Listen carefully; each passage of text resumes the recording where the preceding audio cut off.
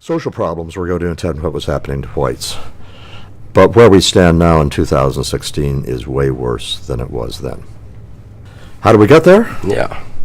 Well, and explain maybe very briefly what is way worse. What indicators would you cite if I said, I don't know, the country seems to be in decent shape, for those of you who don't hang out in working class communities or who grew up in one but haven't been back to visit recently, you will probably be shocked. The reason you will be shocked is that a town that you knew 30 years ago, 40 years ago as a town of intact families and no more serious drug problem than some beer and marijuana will now find meth use is a huge problem and increasingly heroin use. You will see single-parent families all over. You will see children who are not performing well in school, who are delinquent.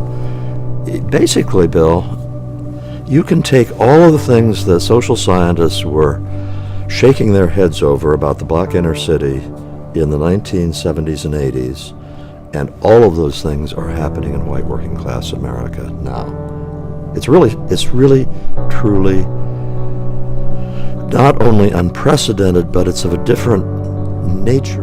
I mean, does it say more about the reality of America, or does it say more about the psychology of Americans, I guess? I think it says more about where America is on its trajectory. And here I have been seeing recently a whole bunch of parallels. I'm not alone in seeing these. A whole bunch of parallels between the United States and a mature civilization that's on the downhill slide.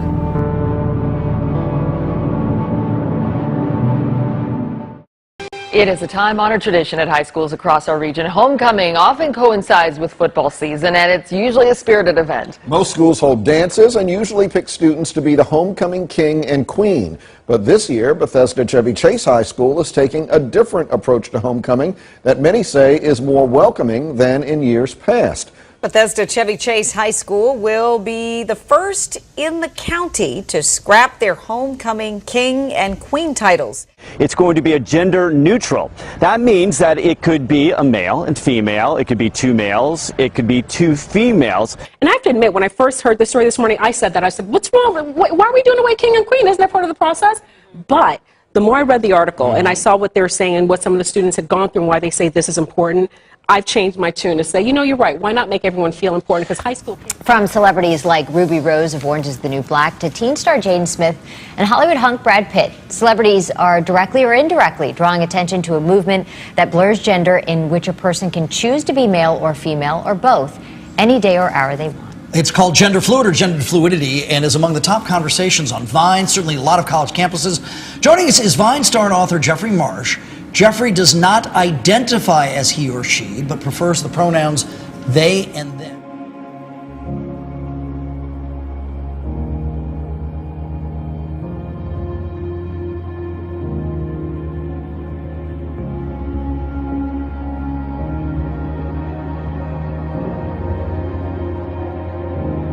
Let me ask you this.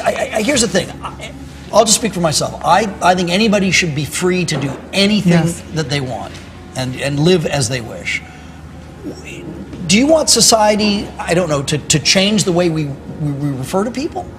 Of course I do, okay. Yes. And certain people that, like myself, don't prefer pronouns like he or she, but choose to use they or them. So you would say they wrote an amazing book. They are a great Vine star. They are attractive. If the online presence that I see is any indication, especially this youngest generation, people who are teens right now, they're all over the map when it comes to identity. And they have a million labels to describe themselves. And to me, it's a beautiful thing. Yes, absolutely. But don't you think people are sometimes afraid to say the wrong thing? Because nowadays, especially, you do one misstep and you're attacked and ripped to shreds. And really, it's coming from a good place. You just want to understand, right?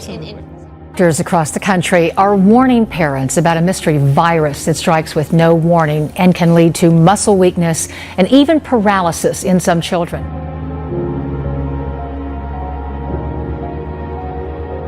It was really odd how it all started. He was bound to a hospital bed for months with a condition still puzzling doctors around the country. My concern is that we are seeing a trend now in 2016 that mirrors what we saw in 2014. According to the CDC, in 2014, 120 cases of AFM were reported, just 21 cases in 2015. But so far this year, there have already been 50 reported cases. But again, doctors are really pushing the fact that this is very, very rare. You know, his mom, Leslie, used the phrase, it's like a thief in the night. It comes up so suddenly, you don't know what it is.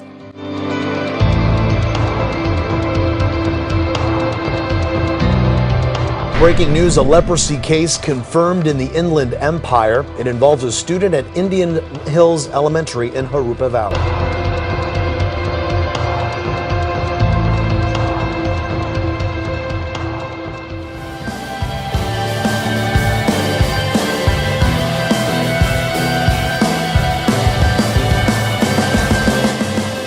The Caribbean's most powerful storm in almost a decade swept through Haiti on Tuesday. The most powerful hurricane to hit Haiti in more than 50 years is causing chaos and panic.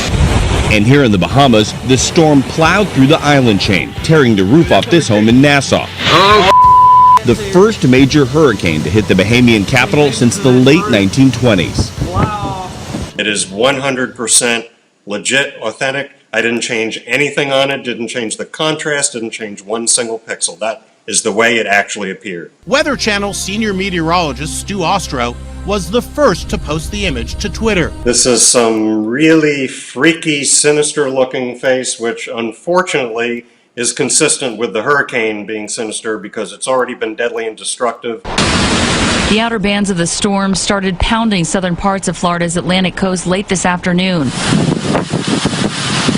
It sure does look like a smirking skull, especially with that devilish red background. Florida meteorologist Matt Devitt of Wink TV in Fort Myers noticed the spooky likeness. Overnight, torrential downpours and wind whipping stoplights, thrashing palm trees, submerging cars on the road.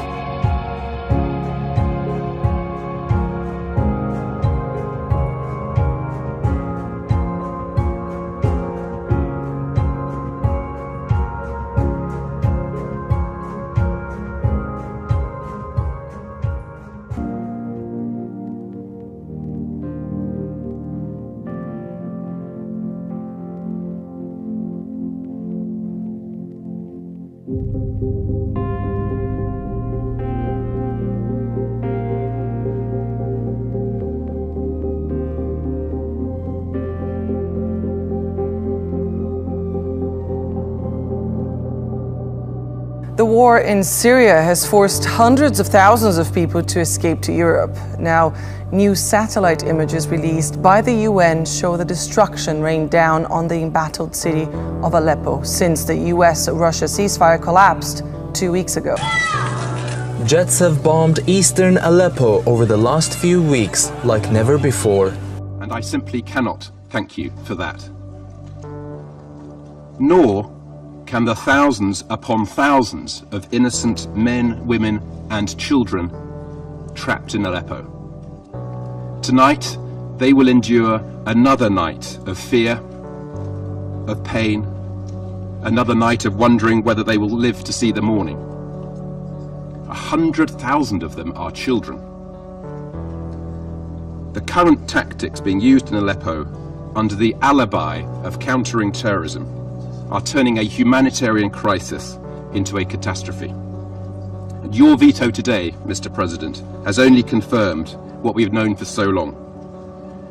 Russia's actions in recent weeks have exposed just how hollow Russia's commitment to the political process is. We see every day in Aleppo that there simply can be no military victory in this conflict. There can only be losers. With all these messages of combat readiness, they are pretty much sending a message to the United States and its coalition not to intervene and not to mess with them, if we can put it bluntly. If we don't do something, cette ville ne sera bientôt plus qu'un champ de town ruines will soon just et restera dans be in l'histoire comme une ruins ville and will remain in où ses history habitants as a abandonnés town à leur bourg. in which the inhabitants were Il y a abandoned to 15 their jours déjà devant executioners. and constant airstrikes have turned what was once Syria's largest city into rubble and has made life there unbearable.